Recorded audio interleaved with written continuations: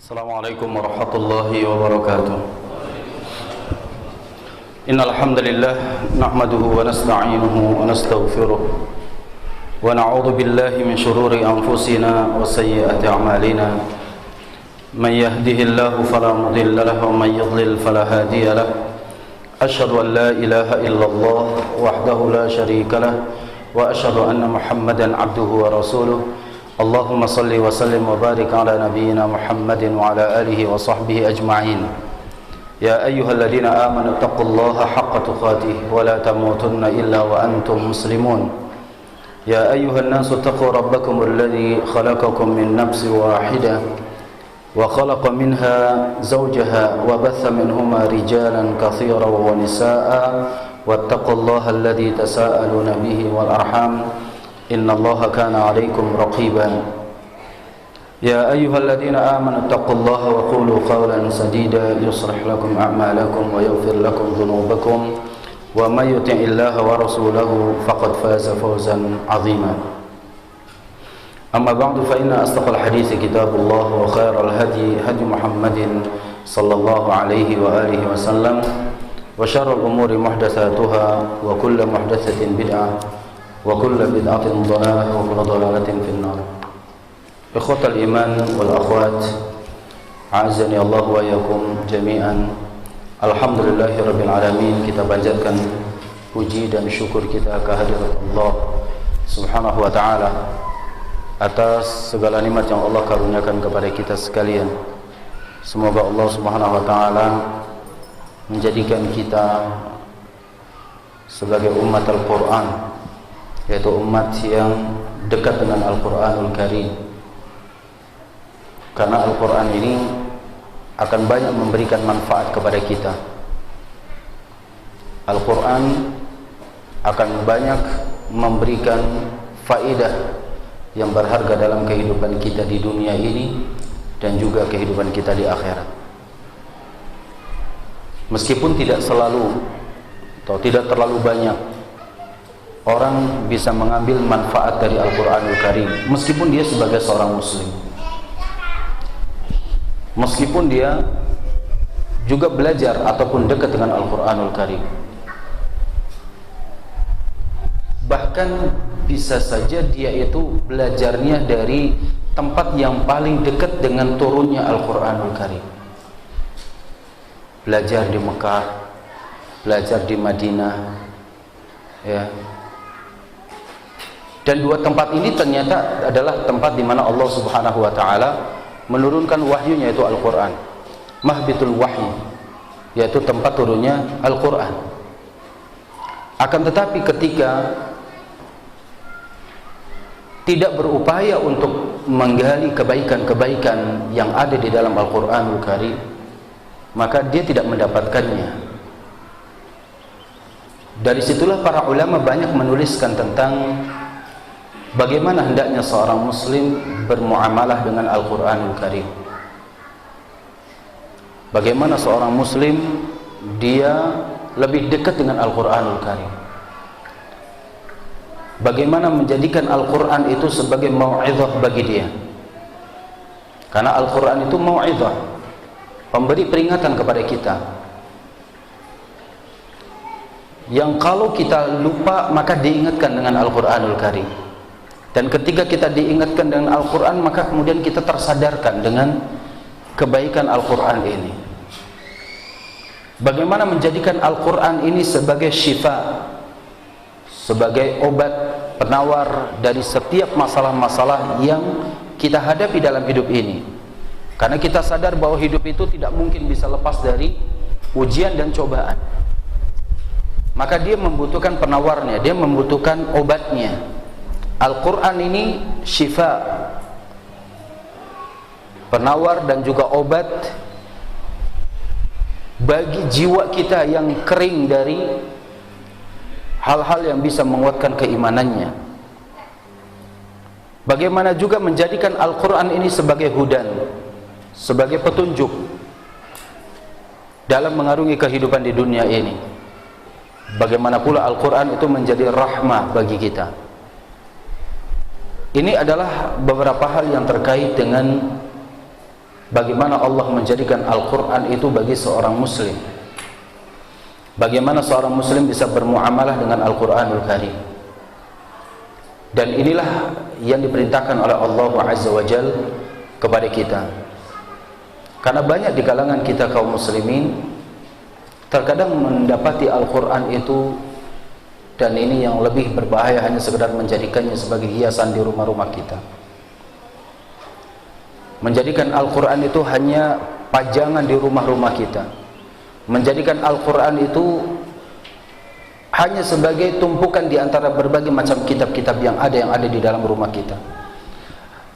Dan jika kita mengecek kembali keberadaan Al-Quran di rumah-rumah kaum muslimin, maka niscaya kita akan mendapati dengan hal-hal yang terjadi di masyarakat kita pada saat ini, itulah menjadi tanda betapa muamalah kita dengan Al-Quran itu masih sangat-sangat minim. Sekarang dengan kita, misalkan sebagai salah satu contoh, jika kita berada di dalam rumah tangga kita, ada suami, ada istri, ada anak-anak 5 misalkan, pertanyaan yang mudah itu bagi kita adalah berapa jumlah mushaf yang ada di rumah tersebut. Itu dicek kembali mulai hari ini. Jadi kalau di rumah itu ada 7 orang, dicek berapa mushaf yang ada di rumah tersebut. Itu mushafnya. Yang kedua, berapa Quran terjemahan yang ada di rumah tersebut. Jangan-jangan anggota keluarganya 7, mushafnya cuma 2, bergantian. Ini namanya kita termasuk orang tidak bermuamalah dengan Al-Quran. Anggota keluarganya 7, mushafnya hanya ada 2. Begitupun misalkan dalam masalah Quran terjemah, kalau anggota keluarganya itu 7, mestinya Quran terjemahnya juga 7. Setiap harinya, setiap waktunya, seorang ayah dia megang Al-Quran juga melihat terjemahannya, istri juga sama, anak juga sama. Ini adalah cara bermuamalah yang paling dasar yang pertama kali. Bukankah kita dapati di dalam perjalanan kita kaum muslimin, perjalanan umat Islam pada masa sahabat ridwanullahi alaihim ajma'in, ketika mereka mendapatkan wahyu yang telah diterima oleh Rasulullah kemudian disebarkan kepada para sahabat mendengarnya dari Rasulullah sallallahu alaihi wasallam, maka Rasulullah mengajarkan kepada mereka ayat-ayat Al-Quran, ayatan fa ayatan, satu ayat demi ayat. Kemudian setiap yang hadir pada saat itu menulisnya, menulis ayat-ayat tersebut. Maknanya adalah apa? Ayat-ayat itu ada pada setiap rumah dari awal turunnya sampai akhir turunnya. Dan setiap orang yang hadir itu pasti memiliki catatan-catatan dari ayat-ayat yang turun tersebut. Nah, sekarang Al-Quran sudah dibuatkan dalam satu mushaf. Maka muamalah kita adalah sejauh mana kita memiliki mushaf yang ada di rumah-rumah kita. Belum ditanyakan bagaimana kedekatan kita misalkan dengan mushaf itu apabila kita sedang berada dalam perjalanan, apabila kita dalam sebuah safar, berkendaraan, bagaimana muamalah kita dengan mushaf tersebut. Mushaf yang ada di rumah, mushafnya besar, maka kemudian kita ingin dalam perjalanan kita membaca Al-Quran, maka kita beli mushaf yang kecil yang bisa dikantongin, kemudian setelah itu di saat kita istirahat dalam safar kita bisa membacanya. Sekarang banyak orang yang sudah berubah, ya, dari mulai mushaf beralih kepada handphone yang ada. Apakah dibenarkan ini dalam kita masalah bermuamalah seperti ini dengan Al-Quran?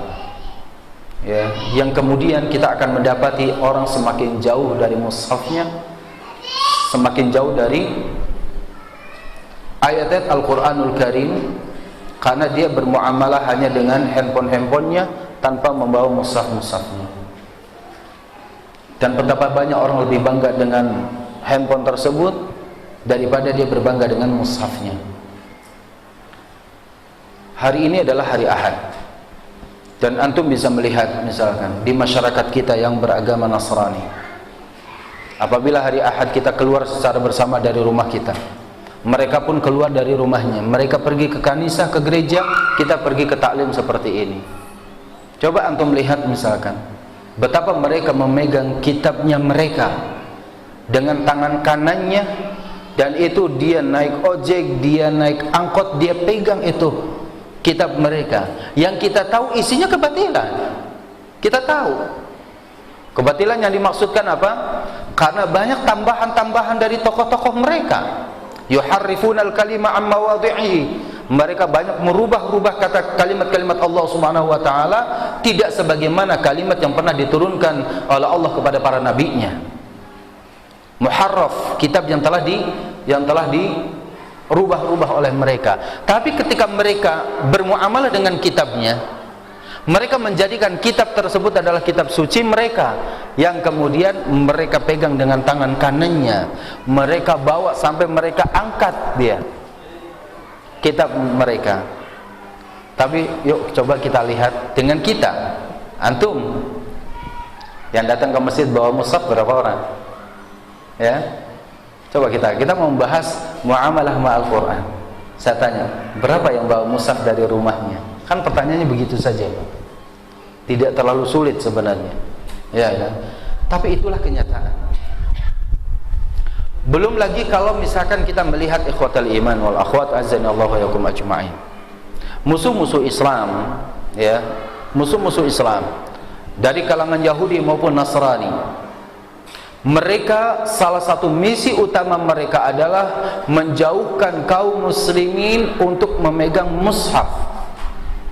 Itu misi mereka, menjauhkan kaum muslimin untuk memegang mushaf, itu dijauhkan. Dan itu saya kira bisa dikatakan lebih dari 50% usaha mereka berhasil.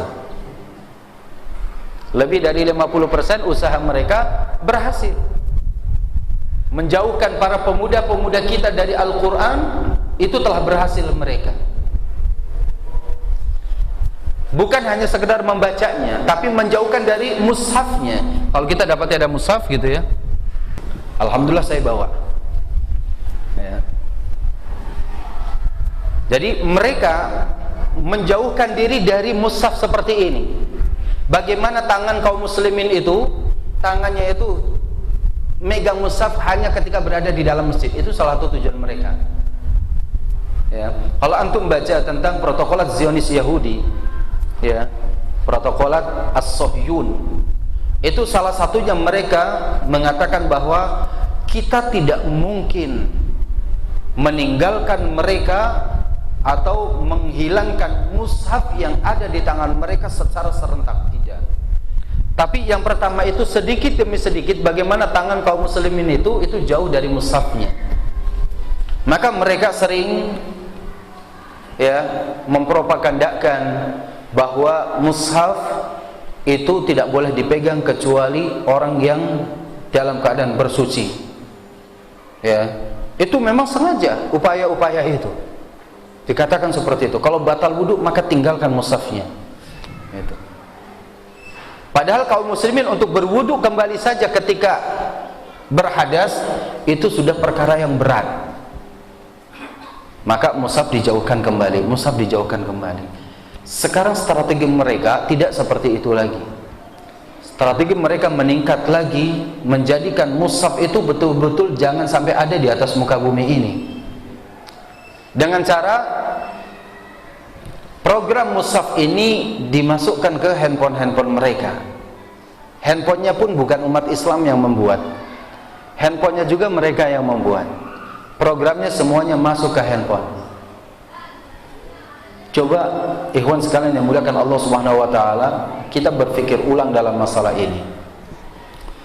Ketika mushaf secara tulisan ini jauh dari tangan kita, dan orang mungkin lebih senang ketika dia memegang apa? Memegang handphonenya. Ya. Dan di sini ada programnya, ada mushaf. Maka kemudian orang dia akan masukkan ke dalam mushaf, ke dalam kantongnya, dan ketika dia membuka, dia tidak perlu lagi berwudu karena dia apa?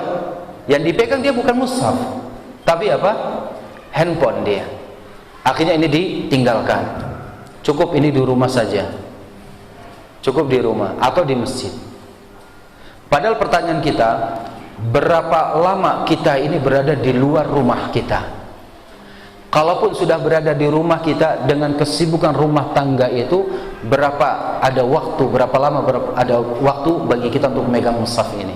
Dan ternyata itu pun sangat sulit kita buktikan seorang muslim pada setiap harinya megang mushaf di rumah-rumah mereka. Tapi mereka pun masih di rumah, mereka pun tetap yang dipegang adalah handphonenya. Handphone ini yang bikin mereka, programnya membuat mereka. Ketika nanti semua kaum muslimin, kan mereka punya ini, mereka punya data yang sangat valid. Berapa kaum muslimin yang beli handphone? Sekarang satu orang itu punya handphone minimal 2. Dan sengaja nomor XL dengan nomor ini dibedakan, nanti M3 bedain lagi. Akhirnya apa? Pengen handphone ke sini pakai XL, pengen handphone sini pakai ini pakai ini. Yang pada akhirnya apa? Handphonenya harus 3. Ketika handphonenya 3, semuanya dimasukkan program-program Al-Quran, semuanya masuk ke sini, nambah jauh lagi ini. Karena apa? Ini lebih berat, masukin ke kantong dan tidak perlu wudu. Kedepannya apa, ikhwatal iman? Para penerbit pencetakan Al-Quran itu banyak yang tutup. Karena orang tidak lagi mau melihat kepada mushafnya. Ketika orang penerbitan mushaf, pencetakan mushaf itu banyak yang tutup, sebabnya karena kitanya sendiri kaum muslimin tidak mau membeli mushaf. Padahal mushaf seperti ini misalkan hanya 100.000, tapi handphone bisa 1 juta. Harganya lebih mahal. Hanya bedanya ini nggak bisa untuk nelpon, tapi kita bisa berbicara dengan Allah Subhanahu wa taala. Allah yang telah memberikan kalamnya untuk kita, yang setiap harinya 114 surat Allah menyapa kita dan meminta setiap suratnya untuk dibuka. Satu surat dengan surat yang lain yang memiliki ta'thir ar-ruhi, pengaruh jiwa yang mendalam, sebagai mau'izah, sebagai syifa, sebagai hudan, sebagai rahmah bagi kita. Al-Quranul Karim, setiap kali kita membaca Al-Quranul Karim ini, maka setiap itu pula Allah akan berikan ketenangan dalam diri kita, Allah berikan petunjuk pada jiwa kita, bahkan Allah Subhanahu wa ta'ala sedang berbicara dengan kita. Membaca surat Al-Baqarah pengaruhnya tidak sama ketika kita membaca surat Ali Imran.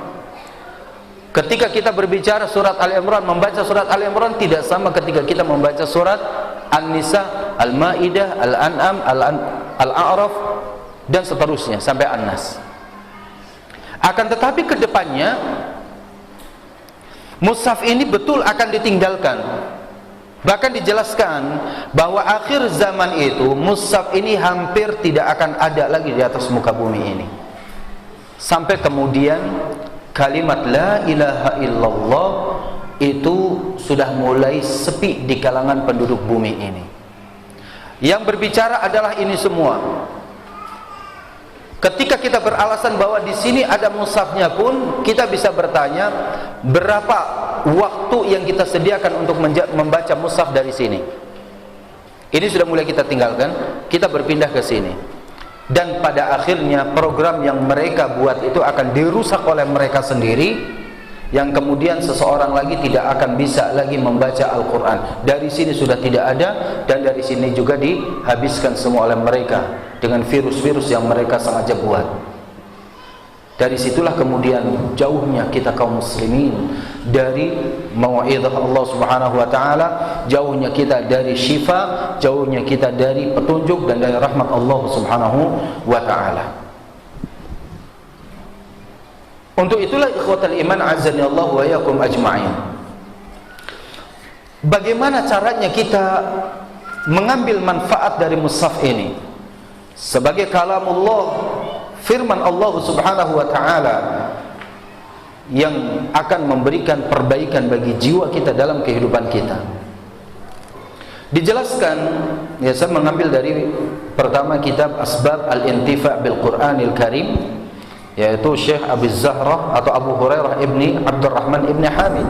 Yang pertama, Kemudian yang keduanya, kita sedikit mengambil dari Fathul Karimil Mannan fi Adab Hamalatil Quran, dan kitab ketiganya adalah Akhlaqu Ahlil Quran. Dari kitab-kitab yang sedikit ini, yang akan paling tidak sedikitnya kita membicarakannya dalam kajian yang singkat ini. Yang pertama dijelaskan dalam muqaddimah tentang asbab al-intifa, sebab-sebab yang bisa menjadikan Al-Quran ini bermanfaat bagi jiwa kita. Di sini dikatakan bahwa Al-Quranul Karim kalamu Rabbil Alamin. Ini harus kita pahami, Bapak dan Ibu sekalian. Al-Quranul Karim kalamu Rabbil Alamin. Al-Quran Al-Karim ini adalah firmannya, perkataannya Allah Subhanahu wa ta'ala, Rabb semesta alam, yang berbicara kepada kita di luar batas-batas waktu yang ada, siang dan malamnya, ana al-laili wa ana an-nahar, siang dan malam, tidak pernah dibatasi oleh waktu, tidak pernah juga dibatasi oleh ruang. Seorang muslim akan mendapati kalamu Rabbil Alamin pada setiap waktunya, karena 14 surat, 114 surat menyapa kita pada setiap waktunya. Bahkan qiraatul Quran di waktu fajar itu akan menjadi saksi bagi kita.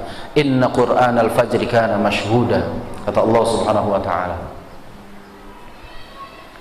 Al-Quran yang telah diturunkan oleh Ar-Ruhul Amin, Jibril alaihi salam, kepada Nabi kita yang mulia sallallahu alaihi wa alihi wasallam, ala qalbika litakuna minal munzirin, agar Nabi kita menjadi pemberi peringatan bagi kita semua dengan turunnya ayat Al-Quranul Karim ini.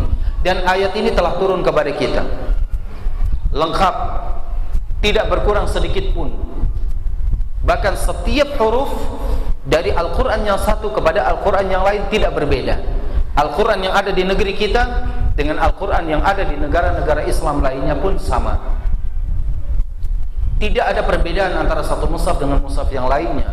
Berbeda dengan kitab-kitab yang banyak dirubah oleh, atau kitab-kitab yang banyak perubahan yang dimiliki oleh orang-orang di luar Islam. Dari sinilah kemudian dikatakan bahwa kalamun man laisa kamislihi syai', perkataan yang tidak mungkin ada di antara makhluknya yang mampu berbicara dengannya. Hatta misalkan dia hafizul Quran, untuk berbicara setiap waktunya dengan sebagaimana firman Allah tidak akan pernah bisa. Pasti kalamnya bercampur dengan hawa nafsunya. Jadi kalamnya Allah Subhanahu wa ta'ala, man laisa kamislihi syai', tidak seperti pembicaraan dari makhluknya, tidak seperti perkataan manusia, tidak seperti perkataan malaikat, tidak seperti perkataan jin dan lain-lainnya. Perkataan Allah Subhanahu wa ta'ala tidak ada yang mampu untuk menyerupainya. Wasifatun man laisa lahu syabihun wala nid, perkataan yang memiliki sifat-sifat yang tidak bisa diserupakan dengan apapun. Al-Quran tidak serupa dengan hadis, Al-Quran tidak serupa dengan syair, Al-Quran tidak serupa dengan prosa, Al-Quran tidak serupa dengan cerita, meskipun di dalamnya ada kisah-kisah secara nyata dijelaskan oleh Allah Subhanahu wa ta'ala. Kisah para nabi, kisah dari orang-orang yang saleh, kisah dari orang-orang yang toleh, orang durhaka kepada Allah Subhanahu wa ta'ala, dijelaskan di dalam Al-Quranul Karim. Dan ketika orang membaca kisah-kisah yang ada di dalamnya, maka banyak sekali ilmu yang bisa digali dari ayat Al-Quranul Karim. Tapi syaratnya apa? Fahami dengan benar. Karena orang membaca misalkan kisah tentang Nabi Adam AS di dalam Al-Quran, itu selintas saja. Ketika kita membaca wa idh qala rabbuka lil malaikati inni ja'ilun fil ardi khalifah qalu ataj'alu fiha man yufsidu fiha wa yasfiku ad-dima wa nahnu nusabbihu bihamdika wa nuqaddisu lak qala inni a'lamu ma la ta'lamun, sampai akhir ayatnya. Kisah tentang bagaimana Allah Subhanahu wa ta'ala menciptakan Adam. Itu hanya sekedar kisah yang selintas begitu kita baca. Tapi bagaimana kemudian orang yang menggali kisah-kisah yang di dalam Al-Quran, yang kemudian memasang jiwa kita dan hati kita untuk menerima kisah tersebut, maka kita akan mendapati ilmu yang sangat berharga pada setiap kata-katanya. pada setiap huruf yang ada. Bahkan Allah Subhanahu wa taala pernah menantang orang-orang untuk mendatangkan yang semisal dengannya. Qul la in ijtama'atil insu wal jinnu ala ay ya'tuka bimithli hadzal Qur'an lam ya'tu. Katakanlah, sekiranya jin dan manusia dikumpulkan untuk membuat seperti ayat-ayat Al-Quran, tidak semua, satu ayat saja, atau yang semisal dengan kalimat-kalimat yang ada di dalam Al-Quran, lan ya'tu, mereka sama sekali tidak akan pernah bisa membuatnya. Hatta mahasiswa jurusan bahasa Arab, LC kah, MA kah, atau doktor kah, suruh bikin ayat seperti Al-Quran, tidak akan mampu mereka. Taruhlah jangan surat Al-Baqarah, surat yang pendek saja. Ketika kita katakan misalkan Qul huwallahu ahad Allahus samad lam yalid wa lam yulad wa lam yakul lahu kufuwan ahad, huruf akhirnya semuanya dal. Qul huwallahu ahad Allahus samad lam yalid wa lam yulad wa lam yakul lahu kufuwan ahad. Coba suruh bikin, kita ahli bahasa, suruh bikin yang seperti itu. Ada yang mencoba-coba dari kalangan para syu'ara, orang-orang yang ahli syair pada masa itu, dia mencoba untuk membuat-buatnya, tidak mampu juga. Maka Allah Subhanahu wa taala menantang, kumpulkan ahli-ahli sejarah di antara kalian, ahli-ahli bahasa di antara kalian, coba buat semisal ayat Al-Quran, satu ayat saja. Ya. Tidak akan bisa mereka membuatnya. Ya, ini adalah ayat Al-Quran. Kenapa? Karena memiliki sifat yang tidak ada yang menyerupainya, siapapun dari manusianya. Bahkan dikatakan di sini adalah manba'ul ulum. Al-Quran itu sumber ilmu. Antum mau cari pembahasan masalah apa di dalam ayat Al-Quranul Karim? Mau bangun bangunan apartemen berlantai berapa? Dalilnya ada di dalam Al-Quranul Karim. Ya. Dari Al-A'raf aja udah jelas. Surat Al-A'raf maknanya apa? Ya, bangunan yang bertingkat-tingkat. Mau berbicara tentang masalah hewan, banyak sekali di dalam Al-Quranul Karim yang bisa menjadi rujukan bagi para dokter-dokter hewan. Surat Al-Baqarah menjadi bukti. Surat Al-An'am itu juga menjadi bukti. Surat An-Naml menjadi bukti. Surat An-Nahl menjadi bukti. Kaji itu tentang itu semua misalkan. Kalau dia adalah dokter hewan. Masalah apa lagi misalkan yang tidak ada di dalam ayat Al-Quranul Karim? Maka manba, namanya manba itu sumber. Semua ilmu itu terpancar dari satu sumber ini kemana-mana. Dan hadis, kalau tidak paham Al-Quran ini, hadis menjelaskan. Maka mufassirul Quran itu adalah sunnah Rasulullah sallallahu alaihi wasallam. Karena orang ketika dia membaca secara global dari ayat-ayat Al-Quranul Karim, dia membutuhkan penjelasannya. Ini juga adalah bagaimana cara bermuamalah dengan Al-Quranul Karim. Karena kita dapati ada orang-orang yang dia merasa bahwa Al-Quran ini sudah cukup, maka dia tidak membutuhkan sunnah Rasulullah sallallahu alaihi wasallam. Dia tidak membutuhkan hadis-hadis Rasulullah sallallahu alaihi wasallam. Kita katakan tidak bisa. Pasti dia tidak akan pernah bisa masuk ke dalam sumbernya. Karena Al-Quran ini manba, dia sumber. Untuk sampai kepada sini, maka Pak, seseorang itu harus mengambil dari jalur-jalurnya. Dari situlah kemudian kita mendapati betapa para ulama dari waktu ke waktu, sepanjang waktunya, dari generasi ke generasi, tafsir Al-Quran itu tidak pernah selesai. Tafsir Al-Quran tidak pernah selesai. Berjilid-jilid tafsir Al-Quranul Karim ini. Ada yang sama menafsirkan Al-Quran cuma satu. Tafsir Jalalain misalkan, satu jilid. Tapi ketika orang membaca, sepertinya kurang nih pemahamannya. Kayaknya singkat sekali, padahal Al-Quran itu luas. Maka kemudian apa? Coba deh cari tafsir yang lebih lengkap lagi. Tafsir Al-Imam Ibnu Katsir misalkan, 4 jilid. Dari awal sampai akhir dia baca terus. Kok kayaknya dari sisi qiraatnya kurang. Bagaimana membaca ya surat Al-Fatihah, alhamdulillahi rabbil alamin, arrahmanir rahim, maliki yaumiddin, maliki yaumiddin. Kayaknya ada yang baca begitu. Ada yang baca Malika Yaumiddin, Malika. Kok ada yang baca Maliki, ada yang baca Maliki, ada yang baca Malika. Ini adanya di kitab apa nih? Dilihat lagi kitab tafsirnya Ibnu Jarir At-Tabari rahimahullahu taala menjelaskan masalah ini. Bahwa para ulama qiraat membaca Maliki Yaumiddin, Maliki Yaumiddin, Malika Yaumiddin. Dijelaskan di situ. Muamalah lagi kita dengan Al-Qur'an. Enggak selesai-selesai itu. Ilmu Al-Qur'an luar biasa. Dari sisi hukum juga kita dapati betapa ayat Al-Qur'anul Karim ini membutuhkan penjelasan dari hadis Rasulullah sallallahu alaihi wasallam. Dijelaskan ya, apabila kalian hendak membaca Al-Qur'an, maka apa? Berta'awudlah. Ya. Ucapkan fasta'id billahi minasyaitonir rajim. Tapi kalimat apabila kalian membaca Al-Qur'an menggunakannya fi'il madhi.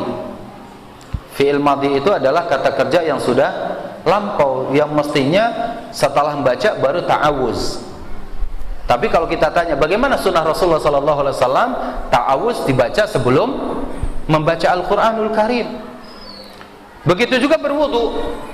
Kalau kita dapati di dalam Al-Qur'an, ya ayyuhalladzina amanu idza qumtum ilas salati faghsilu wujuhakum wa aydiyakum ilal marafiqi wamsahu bi ru'usikum wa arjulakum ilal ka'bain. Idza qumtum, pakai kalimat qumtum fi'il madhi juga, yang artinya kalau mau diartikan di dalam Quran terjemahan yang mungkin apa adanya, apabila kalian telah selesai melakukan salat, maka basuhlah wajah kalian, kedua tangan kalian sampai siku, usaplah bagian kepala kalian, dan basuhlah kedua kaki kalian sampai kedua mata kaki. Berwudu setelah salat. Apakah begitu?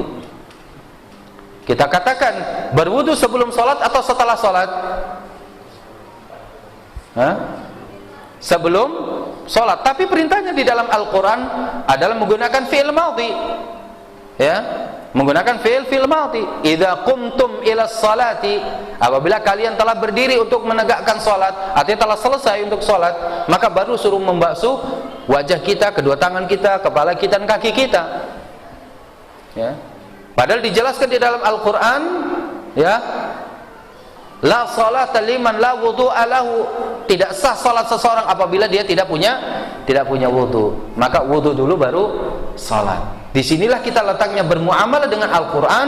Tidak hanya bisa hanya dengan Al-Quran ini, akan tetapi bermuamalah dengan Al-Quran maka membutuhkan penjelas-penjelasnya, yaitu hadis-hadis Rasulullah sallallahu alaihi wasallam. Ini namanya bermuamalah dengan Al-Quranul Karim, karena Al-Quran adalah manba'ul ulum, sumber daripada ilmu. Kemudian ikhwatal iman, a'azzani Allah wa iyyakum ajma'in, di antara perkara yang bisa memberikan manfaat kepada kita, cara bermuamalah kita dengan Al-Quranul Karim adalah dengan tilawatul Quran. Ini yang pertama, ya, dengan tilawatul Quran. Seorang muslim mestinya dia sangat dekat dengan tilawatul Quran. Kalau kita bisa mengatakan, kalau ngaku muslim tidak pernah membaca Al-Quran, jangan ngaku-ngaku muslim. Jangan ngaku agama kita Islam kalau nggak pernah mau membaca Al-Quran. Karena ini adalah perkara yang membahayakan kita. Dengan sumber kalamullah, yaitu dengan sumber ilmu yang itu merupakan kalamullah, kita saja tidak mau dekat dengan Al-Quran, bagaimana kemudian orang lain yang mengharapkan untuk lebih dekat dengan Al-Quran? Kitanya saja sebagai seorang muslim tidak mau membaca Al-Quranul Karim. Maka muamalah yang pertama setelah kita tadi memiliki mushaf masing-masing. Ini yang pertama. Jadi cek kembali di dalam rumah kita berapa anggota keluarga, berapa yang sudah bisa membaca, ya, maka disitulah dibelikan masing-masing. Kalau kita berani membelikan handphone kepada anggota keluarga kita semua, kenapa mushaf tidak? Kenapa mushaf bergantian? Maka ini yang pertama muamalah kita, beli mushaf masing-masing, terjemahan juga masing-masing, kecuali mungkin tafsir boleh bergantian. Tafsir boleh bergantian. Ini yang pertama, muamalah kita dengan Al-Quran. Yang keduanya adalah apa? Tilawatul Quranul Karim. Muamalah kita yang kedua adalah dengan membaca Al-Quranul Karim. Dan ikhwatal iman azani Allah wa yakum ajma'in, orang yang membaca Al-Quran sebagaimana dijelaskan dalam surah Fatir ayat 29 dan ayat 30, innal ladzina yatluna kitab Allah, sesungguhnya orang-orang yang tilawah Al-Quran, yatluna kitab Allah, sesungguhnya orang-orang yang membaca kitab Allah, wa aqamus salata, dan yang mendirikan salat, wa anfaqu mimma razaqnahum, dan orang yang menafkahkan sebagian daripada rizki mereka, sirran wa alaniyah, secara terang-terangan, secara sembunyi atau terang-terangan, yarjuna tijaratan lan tabur. Yang pertama, kita seakan-akan membaca Al-Quran saja seperti orang yang berdagang yang tidak mungkin dia rugi. Artinya ikhwatal iman, kalau orang membaca Al-Quranul Karim, satu huruf saja Allah karuniakan kepada kita satu pahala. Mana ada kitab yang kita baca memberikan pahala selain Al-Quranul Karim? Antum membaca hadis, antum membaca hadis, misalkan hadis yang paling pendek yang kita hafal, min husni islamil mar'i tarkuhu ma la ya'nihi. Min 2 huruf, husni 3 huruf jadi 5. Islam alif sin lam alif mim, al-mar'i alif lam mim ra hamzah, itu sudah 20, sudah 15 ayat, 15 huruf yang kita baca dari apa? Dari hadis. Coba datangkan dalilnya kepada kita. Adakah satu huruf di dalam Al-Quran, di dalam hadis yang kita baca Allah berikan satu pahala juga? Coba kalau ada dalilnya, fadhal. Satu huruf di dalam hadis yang kita baca Allah berikan satu pahala, mana dalilnya? Padahal kita dapat bahwa membaca hadis itu sangat penting bagi kita. Tapi sekedar membacanya, adakah dalil yang mengatakan bahwa satu huruf kita membaca hadis per hurufnya dihitung satu pahala? Padahal kita tahu, ala inni utitul Qur'ana wa mithlahu ma'ahu, kata Rasulullah. Ketahuilah bahwasanya aku diberikan Alkitab, yaitu Al-Quran, wa mithlahu ma'ahu, dan yang semisal dengan Al-Quran bersamanya, yaitu hadis. Tapi membaca Al-Quran, kalau kita baca, ya, kalau kita baca satu ayat saja yang kita baca, misalkan ayat kedua di dalam surat Al-Fatihah, alhamdulillahi rabbil alamin, kita akan melihat alhamdulillahi rabbil alamin, al-hamdu udah 5, ya, lillahi udah 9, rabbi ada syiddahnya, ya kan, sudah 12, la mi, ya, ada berapa? 16 huruf, ya.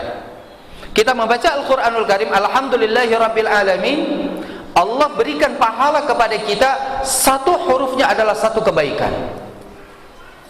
Satu huruf yang kita baca satu kebaikan. Dijelaskan ketika menjelaskan mengenai bacaan alif lam mim, jangan kita menganggap bahwa alif lam mim itu adalah satu, ya, satu kebaikan. Tapi alif satu huruf itu ada satu kebaikan, lam dan mim. Begitulah Al-Quran yang kita baca. Tapi hadis tidak. Lantas bagaimana kemudian dengan membaca selain daripada Al-Quran dan juga selain daripada hadis? Sangat jauh sekali, ya. Misalkan kita membaca apa? Quran. Kita membaca kiriman bacaan dari teman-teman kita melalui WhatsApp misalkan. Berpahala enggak? Betul, berpahala. Kalau itu adalah ilmu yang kita baca. Tapi adakah misalkan jaminan bahwa kita setiap satu huruf yang kita baca itu satu pahala? Tidak ada, kecuali Al-Quranul Karim. Permasalahannya adalah dunia ini mengganggu kita untuk lebih dekat dengan Al-Quran, banyak menyampingkan kita dari Al-Quranul Karim. Padahal sudah jelas satu huruf satu kebaikan untuk kita, tapi kita masih juga sulit untuk mau membacanya setiap waktunya. sekiranya setiap muslim itu memberikan waktu sedikit saja, misalkan 1 jam untuk membaca Al-Quran, sudah berapa ayat yang kita baca dan sudah berapa kebaikan yang akan kita dapatkan. Maka muamalah yang kedua yang paling penting bagi kita adalah apa? Tilawatil Quran, baca Al-Quran. Ya, baca Al-Quran. Kekayaan harta saya kira tidak akan berguna apabila kita meninggalkan Al-Quranul Karim. Kebaikannya nggak sebanding, ya, kebaikannya tidak sebanding untuk kehidupan kita. Tapi Al-Quran itu adalah yuhyil qulub, bisa menghidupkan hati kita, itu adalah Al-Quranul Karim. Dan di sini dikatakan Allah Subhanahu wa taala, orang yang membaca Al-Quranul Karim dianggap apa? Yarjuna tijaratan lan tabur, adalah orang yang mengharapkan perniagaan yang tidak akan pernah merugi. Betul, kita tidak akan pernah merugi ketika membaca Al-Quranul Karim ini, enggak pernah merugi. Akan tetapi banyak sekali orang yang meninggalkan Al-Quranul Karim ini. Bahkan kata Allah Subhanahu wa taala, liyuwaffiyahum ujurahum. Ini yang keduanya, liyuwaffiyahum ujurahum. Allah akan memenuhi pahala-pahala mereka, tidak berkurang sedikit pun. Bahkan apa? Wa yazidahum min fadlih, Allah akan tambahkan dari karunia-Nya untuk orang tersebut. Ya subhanallah, kalau orang membaca Al-Quranul Karim, ya, dan kita sangat rindu kepada rumah tangga kaum muslimin baca Al-Quran. Habis maghrib, ya, sampai pemerintahan kita itu pernah menggalakkan apa? Gerakan baca Al-Quran ba'da maghrib sampai isya. Programnya itu bisa miliaran, tapi gagal program tersebut, ya. Mungkin bagi masyarakat di perkampungan itu berhasil, tapi bukan berhasil karena program pemerintah, bukan. Memang sudah turun-temurun dari dulu, kalau habis maghrib itu jadwalnya ngaji, datang ke musola, datang ke masjid, ada gurunya duduk di situ, maka mereka semuanya ngaji ke sana. Bukan karena program pemerintah. Tapi program pemerintah ini, ya, ketika biaya sudah digelontorkan begitu banyaknya, tidak didukung dengan apa? Dengan perkara-perkara yang bisa mendukung keberhasilan ini. Bagaimana dia bisa sukses ketika orang disuruh membaca Al-Quran ba'da maghrib, ba'da isya, tapi TV semuanya itu menarik semua untuk anak-anak semua. Bahkan bukan anak-anak aja, kitanya juga orang dewasa juga. Ba'da maghrib, pulang kerja capek, habis sholat, masuk sambil makan ngelihatnya TV. Ini adalah muamalah dengan Al-Quran kita sudah begitu minim. Yang paling sedikit paling tidak, atau yang itu lebih mudah dilakukan oleh kita adalah apa? Membaca Al-Quranul Karim. Kita belum diperintahkan untuk mengajarkan, suruh membaca saja. Dan kata Rasulullah sallallahu alaihi wasallam, orang yang mau membaca Al-Quran, maka Allah akan berikan kebaikan kepadanya. Khairukum man ta'allamal Quran. Ta'allam, belajar, artinya apa? Pertama dari mulai membacanya. Bagaimana cara membacanya dia? Dengan benar. Allah akan berikan kebaikan kepada dia. Apalagi kemudian kalau tuntutan muamalah kita yang ketiga setelah membaca adalah mengajarkan Al-Quranul Karim. Muamalah kita yang ketiga dengan Al-Quran ini adalah apa? Mengajarkan cara membaca Al-Quranul Karim.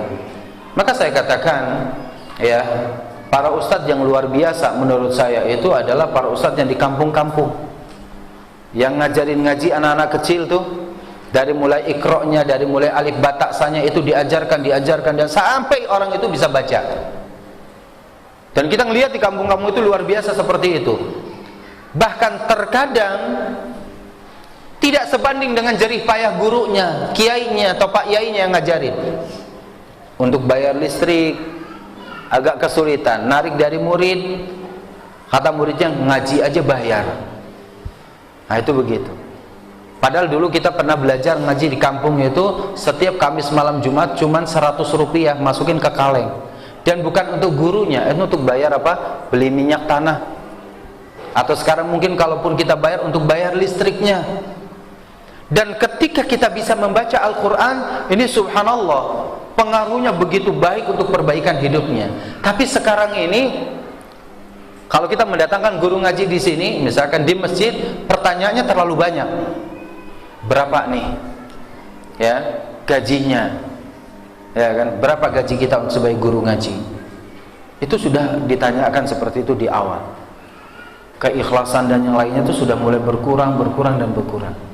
Padahal ketika orang mengajarkan Al-Quran itu, kebaikannya juga bukan orang yang belajar saja, tapi kebaikannya juga untuk orang yang mengajarkan. Karena Rasulullah mengatakan, khairukum man ta'allamal Qur'an wa 'allamahu. Sebaik-baik dari kalian itu adalah yang belajar Al-Quran dan juga yang mengajarkannya.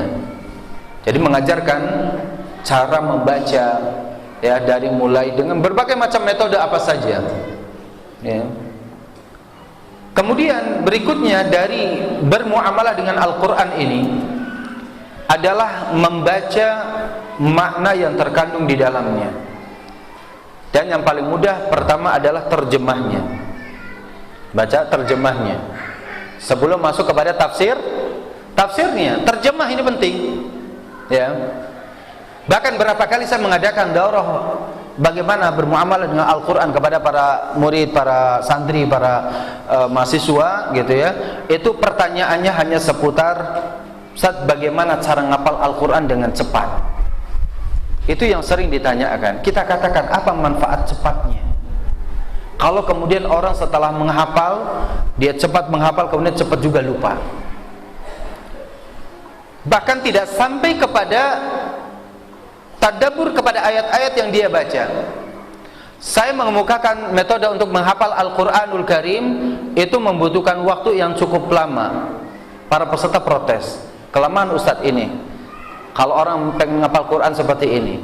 Padahal saya katakan, coba Anda bisa memilih metode yang saya tawarkan. Satu, yang hasilnya nanti cepat hafal, cepat hilang. Saya katakan, ya, cepat hafal, cepat hilang. Cepat hafal, lama hilang. Lama ngapal, cepat hilang.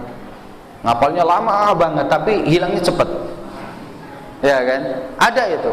Jadi kalau cepat hafal, cepat hilang, masih mending. Lama ngapal, cepat hilang. Ya, seperti kita-kita lah. Itu amma yatasaalun, bolak-balik enggak hafal-hafal. Anak kita cukup duduk, dia dengerin kakak kelasnya lagi pada ngapal Quran. Anak kita yang TK itu duduk sambil ngikutin, pulang-pulang hafal dia. Kitanya, ya, yang nganterin, yang apa gitu ya, enggak hafal-hafal. Yang ketiga, ya, lama ngapal, lama hilang. Yang keempat, cepat ngapal, lama hilangnya. Saya tawarkan empat kriteria ini. Mana yang Anda mau? Mau cepat ngapal kemudian cepat hilang? Nah, ikuti program tuh. 15 hari hafal Al-Quran, 40 hari hafal Al-Quran, gitu kan? Gitu. Karena kita tidak, ternyata kalau kita ngelihat merujuk kepada para ulama terdahulu, tidak ada yang hafal itu 40 hari itu langsung hafal 30 juz. Hampir kita tidak mendapati hal itu. Al-Imam Syafi'i bertahun-tahun. Syekh Nasir As-Sa'di 13 tahun baru hafal Al-Quran. Ya. Dan juga para ulama yang lainnya 9 tahun. Ya, terkadang hafal bisa sampai 2-3 tahun, bukan hitungan hari. Ketika kita menjelaskan di antara faktor yang bisa membantu kita untuk menghafal Al-Quran adalah memadukan kekuatan lisan kita untuk murojaah, tangan kita untuk menulis, mata kita untuk melihat ke mushaf itu, gitu ya, dan juga hati serta akal kita yang jalan untuk memahaminya. Dipadukan semuanya itu. Dengan cara bagaimana? Pertama, tilawatil Quran terlebih dahulu, dibaca, dilihat mushafnya, dilihat. Boleh membaca sendiri kalau kita sudah bisa, atau membacakan ayat yang mau kita hafal di depan guru kita. Ustadz, saya mau ngapal satu halaman ini, tolong Ustadz dengarkan bacaan saya, benar atau tidak. Ditasmi'kan, dibacakan di hadapannya. Lalu kita baca satu halaman ini. Sekali, 2 kali, kata Ustadz udah cukup, silakan nanti dibaca sendiri. Maka apa, kita membaca, diulang sampai 3 kali atau 5 kali atau mungkin 7 kali sambil melihat ke Al-Qur'annya. Ini yang pertama. Setelah itu yang kedua, tadi kan sudah lisan sudah kita baca sampai 7 kali, kemudian mata kita juga sudah melihat. Maka cara yang kedua, ambil tulisan atau ambil buku, ambil pulpen, nulis sambil melihat ke Al-Quran. Dilihat, ditulis begitu. Ya, ditulis sambil melihat ke Al-Qurannya. Karena terkadang ada orang yang dia hafal ketika suruh praktek nulisnya, coba dia juga banyak salah-salahnya. Ya. Maka ini cara yang kedua. Juga tangan ini bisa mengingatkan kita ketika lagi lupa, saya waktu itu ingat nulisnya seperti ini. Gitu. Dituliskan. Setelah dituliskan selesai, baru kemudian yang ketiga, ambil mushaf yang terjemahan. Maka tadi saya katakan, di rumah harus ada mushaf dan juga harus ada Quran terjemahan, dan tidak boleh ganti-ganti. Satu orang satu mushaf, satu Quran terjemahan. Agar kita bisa bermuamalah dengan Al-Quran tanpa harus berganti-gantian. Semuanya saling megang ke mushaf tersebut. Baru kemudian setelah hafal, ngelihat terjemahannya, baru mulai proses menghafal.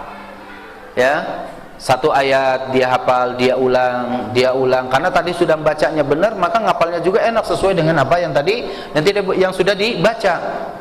Ya, kalau sudah hafal ayat yang satu diulang masuk kepada ayat yang kedua. Ayat yang kedua sudah hafal, maka diulang lagi dari ayat yang pertama tadi. Nanti setelah diulang sampai ayat kedua hafal, tidak ada salah, maka masuk pada ayat ketiga. Terus dikaitkan antara satu ayat dengan ayat yang lainnya. Ustaz, lama banget Ustaz ya. Kira-kira seperti itu. Itu pertanyaan bagi para peserta waktu itu, lama sekali. Tapi saya katakan itu yang bisa mengokohkan hafalan kita. Karena Al-Quran kita sudah hafal, dijelaskan di dalam hadis Rasul bahwasanya hafalan kita itu atau bacaan Al-Quran kita itu, ya, asyaddu tafallutan minal ibil, lebih cepat lepasnya. Ya, kalau antum baca komik mungkin ya setahun tidak membaca, ketika dijelaskan komik ini maka akan ingat itu ceritanya. Tapi untuk Al-Quran asyaddu tafallutan minal ibil, kata Rasul. Jadi dia harus apa? Terus di murojaah dan di murojaah. Maka muamalah yang ketiga ini adalah menghafalkannya. Setelah melihat apa tadi, membacanya, mengajarkan, kemudian apa, melihat maknanya, serta setelah itu apa, menghafalkannya. Ini adalah muamalah kita dengan Al-Quranul Karim. Dan tadi sudah saya katakan, di antara bentuk Allah Subhanahu wa taala menjaga Al-Qur'an ini sebagaimana firman-Nya, "Inna nahnu nazzalna dzikra wa inna lahu lahafizun." Sesungguhnya kamilah, kata Allah, yang telah menurunkan Al-Qur'an dan kami pula yang akan menjaganya. Di sini bukan inna, sesungguhnya kami. Allah menjaga Al-Qur'an di Lauhul Mahfuz, tidak ada yang berani, tidak ada satupun yang bisa mengotak-ngatiknya. Al-Qur'an terjaga di Lauhul Mahfuz.